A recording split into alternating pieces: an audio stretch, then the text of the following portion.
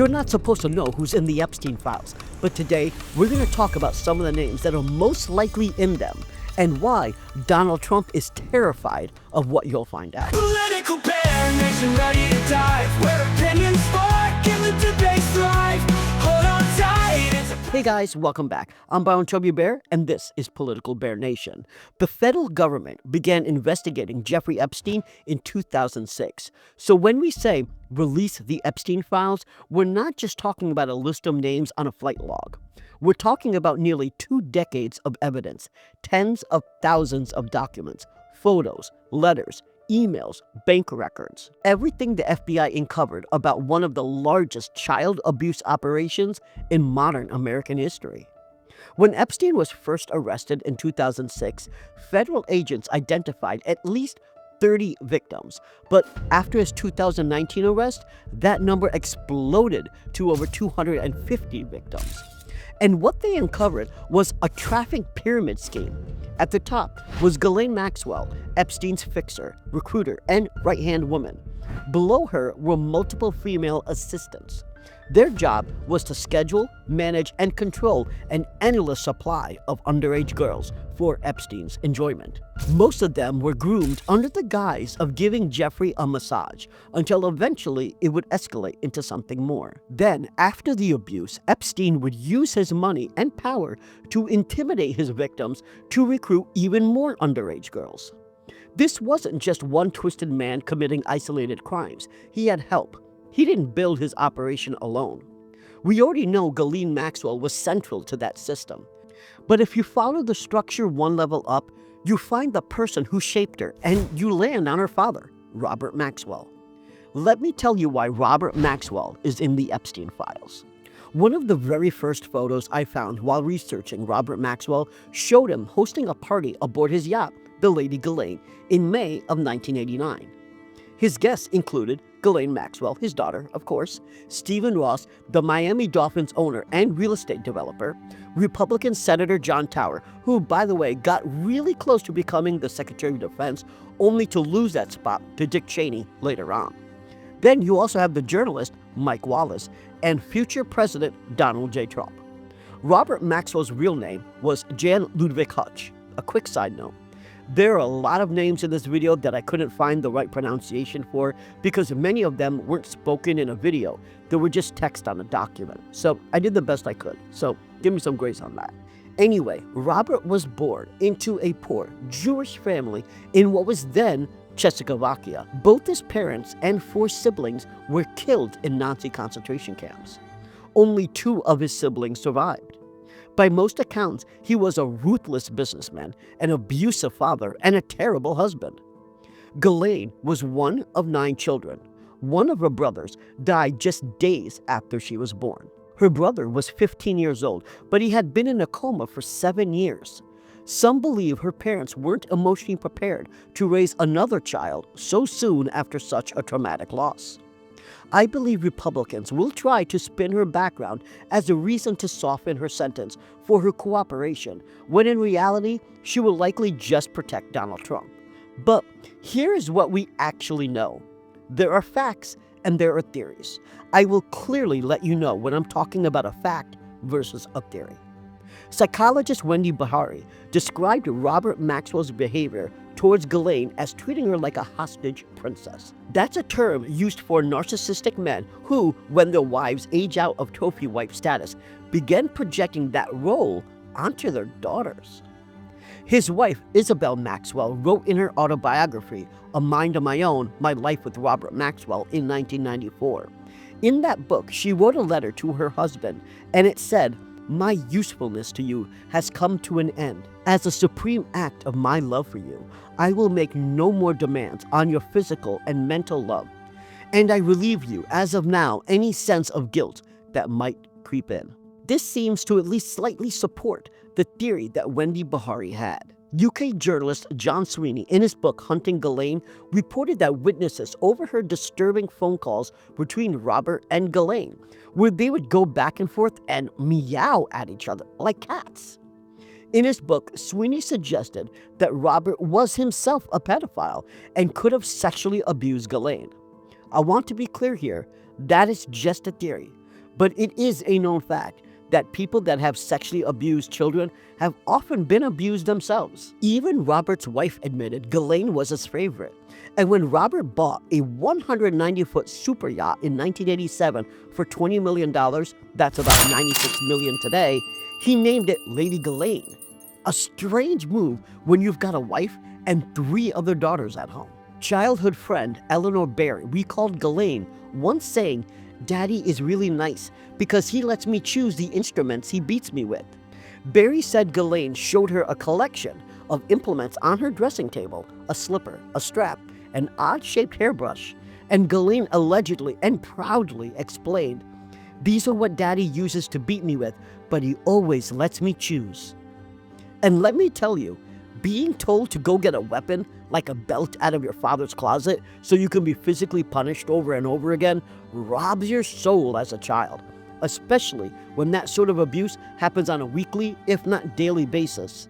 And that stays with you even when you're a 40-year-old grown adult. It's no wonder her legal defense tried to use Robert's abuse to receive softer sentencing. Nonetheless, Ghislaine's relationship with Epstein mirrored her relationship with her father in ways that are just too hard to ignore. Just as she played ambassador and enabler for Robert Maxwell, she became Epstein's lady of the house. She managed his properties, hired and fired his staff.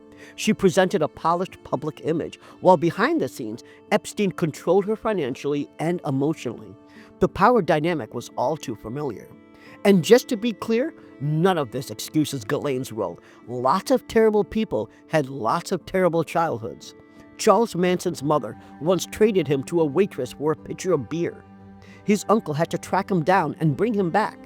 That doesn't mean Manson deserved a pardon, and neither does Ghislaine. But there's still more to tell about her father. After Robert Maxwell's death, investigators found that his entire 53-room mansion had been wired with surveillance equipment, hidden in everyday objects. He had been secretly spying on his family, his staff, and business executives. How do we know? Because when he died broke. The estate had to be liquidated, and buyers found recording equipment once they inspected their purchases. Behind the facade of private yachts and a media empire, Robert Maxwell was running one of the biggest financial frauds in British history. Contents of Robert Maxwell's London apartment will be auctioned off to help clear the newspaper magnate's sizable debt. Sotheby's says the Valentine's Day sale is expected to fetch $700,000. That's just a fraction of the amount that his estate owes. Maxwell's other properties are under bankruptcy. He looted the pension funds of over 30,000 employees, treating their retirement savings like a personal piggy bank. Nearly £800 million was ultimately found to be missing from his companies. That was $1.4 billion in 1991 money, and it's $3.3 billion in today's money. See, Robert Maxwell was the head of a vast media empire. His main business assets included Mirror Group newspapers, who published the Daily Mirror. He owned Macmillan Publishers, Pergamon Press, and even part of MTV Europe. Epstein's former boss, Stephen J. Hoffenberg, who was also the architect behind the Towers Financial $450 million Ponzi scheme, which we discussed last week, personally saw Jeffrey Epstein at Robert Maxwell's office in the late 1980s.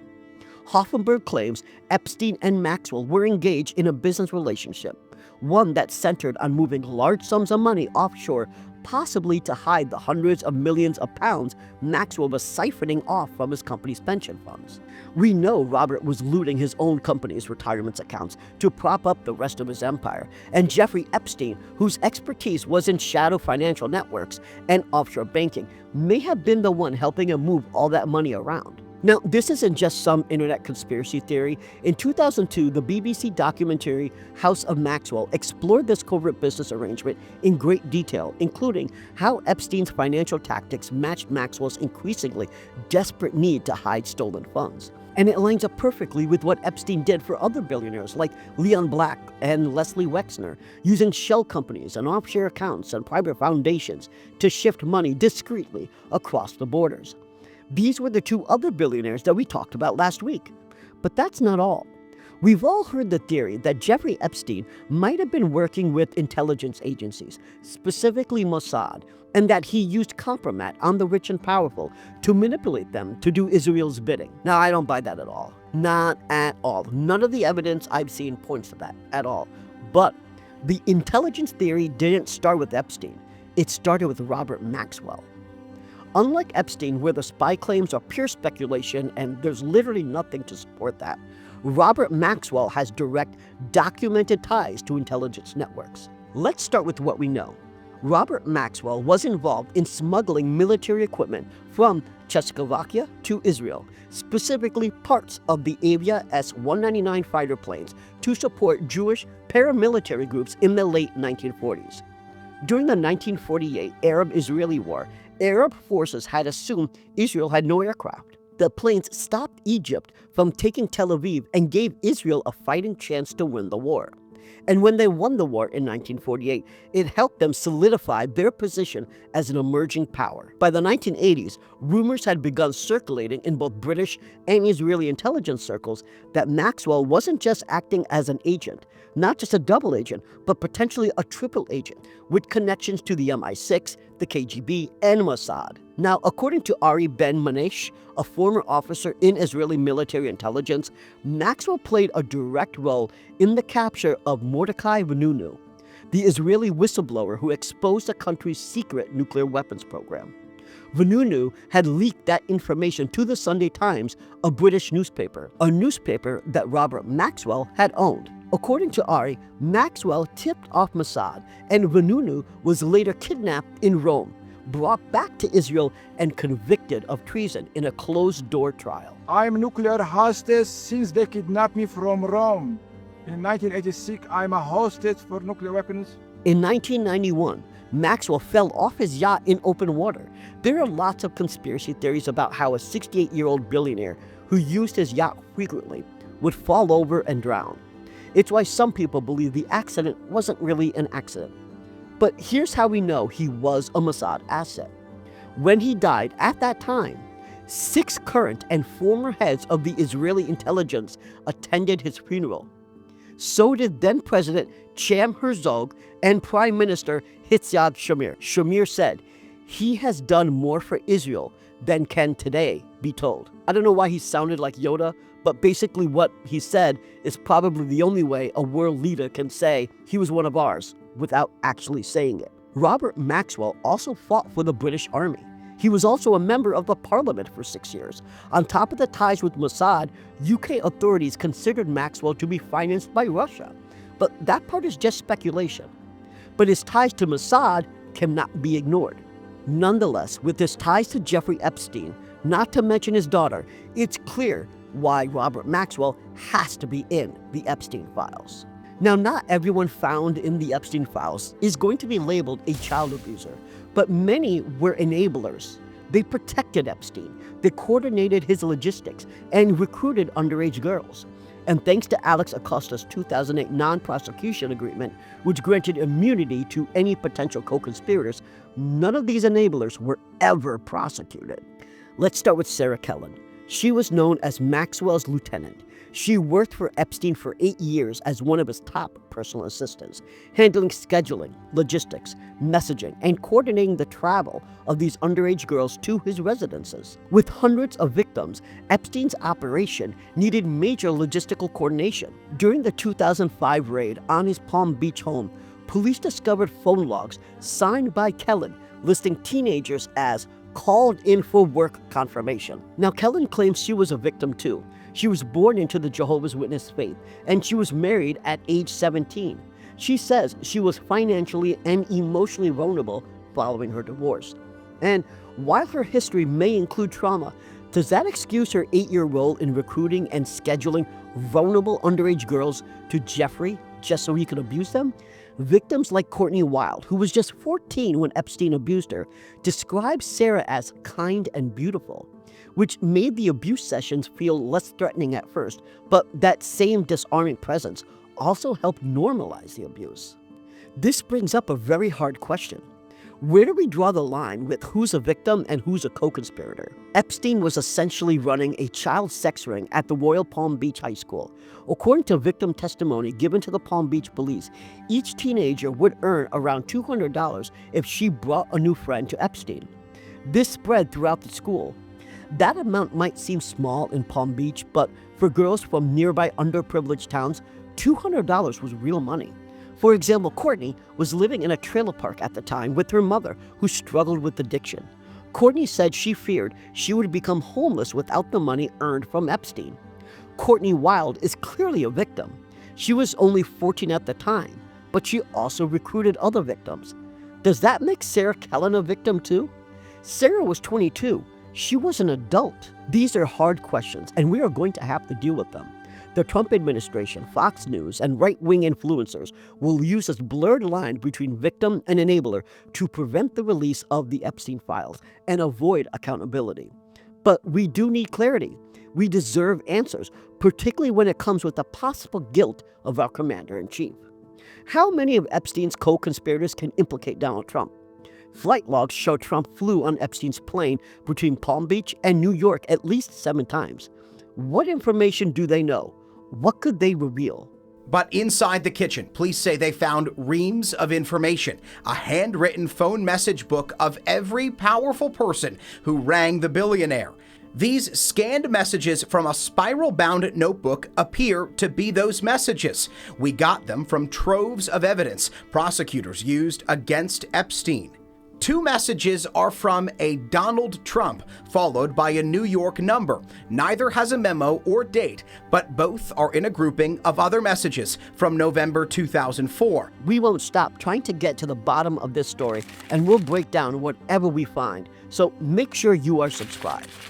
Now, let's talk about Nadia Marcinkova.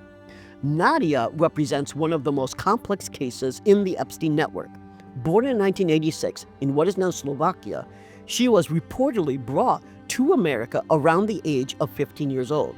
From victim testimony, we know that Epstein bragged about buying her as a Yugoslavian sex slave, but her father, a Slovakian architect, publicly denied this, but with no more clarifying information. I scoured court documents and depositions, and I couldn't find out what was the truth. What I do know is that Nadia's father is an active architect in Slovakia, and Nadia's siblings, Ivan and Victoria, work alongside their father. You would think that her father or her siblings would be more forthcoming with what actually happened, but no, they haven't been. I've reached out to her father. He has not gotten back to me yet. If he does, I'll let you know. But Nadia claims Epstein abused her for years. From another victim, we know that Epstein forced another girl to engage in lesbian sex with Nadia. From what I can put together, it seems like she was indeed abused by Epstein for years, and then later became an abuser and enabler herself.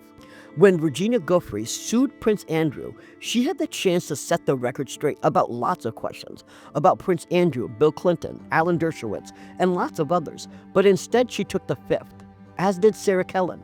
She answered with the fifth 42 times during that 2010 deposition. Why? I don't know. When she testified against Epstein in 2008, she received limited immunity. What's also strange is that she visited Jeffrey Epstein 54 times while he was jailed in Florida and continued to work for him until 2008, meaning she continued working for him even while he was being investigated by the police and the federal government. She claims she was a victim, not a co-conspirator, and frankly, it's hard to draw the line here, even harder than with Sarah Kellen. Nadia has undergone a transformation. She is now the CEO of Aviloop, an airline marketing company. She became a pilot. She started flight training in Palm Beach County, which Epstein directly facilitated and funded. She admitted she accepted an offer from Epstein to obtain her Gulfstream II rating and was certified between 2007 and 2009. This type of certification costs about $50,000 and could cost even more, so this was a significant expenditure by Jeffrey Epstein. And she agreed to take this money after the Palm Beach police started investigating him for having sex with a minor. From what we know, she has been operating Aviloop from a property on the Manhattan Upper East Side linked to Mark Epstein, but she hasn't been seen publicly since 2024. Frankly, I could make a video just on her. Where is she? How did she arrive? She claims she modeled for Chanel, Dior, and Vogue, but there's no evidence she ever did any paid work for those brands or appeared in any major publications. And then there's Leslie Grove, known as Epstein's executive assistant for 20 years. She managed the logistics of the Epstein operation. She managed his calendar, booked the travel, even disciplined girls when they misbehaved. She's been described as someone who not only arranged encounters, but also actively facilitated the recruitment process by instructing his victims to bring other girls for his enjoyment. Her lawyers claim she had no knowledge and no participation in any illegal conduct, but there's absolutely no way you were involved in Epstein's day-to-day life for 20 years and don't know what he's doing. She needs to answer for involvement in Epstein's sex trafficking ring. And then there's Adriana Ross. She's known as the Silent Associate. She was a former Polish model turned Epstein staffer, and she allegedly participated in scheduling underage girls and was implicated in removing 3 computers in Epstein's home before police raided it in 2005. What the police did find were notes in Jeffrey Epstein's trash can that they believe showed how Ross arranged when and how certain victims would visit him. One of these notes read, "Adriana hasn't confirmed Julie for 11 yet. She is keeping Brittany on hold in case Julie doesn't call back." Let me break down that note. Julie is an underage minor, and Epstein was planning to molest her at 11 a.m. But if Julie wasn't available, Adriana had another girl, Brittany. She could step in Julie's place to be abused by Epstein instead. This operation took lots of enablers and lots of logistics. The amount of people that enabled and protected Epstein seems to grow larger and larger every time I look into it. This is just the beginning. Jeffrey Epstein enlisted the help of many seemingly legitimate enablers like hairdressers, psychiatrists, immigration lawyers, and dentists. Even doctors who prescribed his victims birth control and screened them for sexually transmitted diseases. It was always bigger than one man, and that's far from over. That's why these files must be released, because all of them need to be held accountable. Yes, we have to find out who the abusers were, but his enablers deserve just as much jail time as Ghislaine Maxwell. The public deserves the truth. The victims deserve justice. Release the Epstein Files. And if you missed the first video on Jeffrey Epstein, click on it below and give it a watch, or check out how Trump's big beautiful bill will hurt his own supporters the most. Until next time, this is Brown Chubby Bear for Political Bear Nation.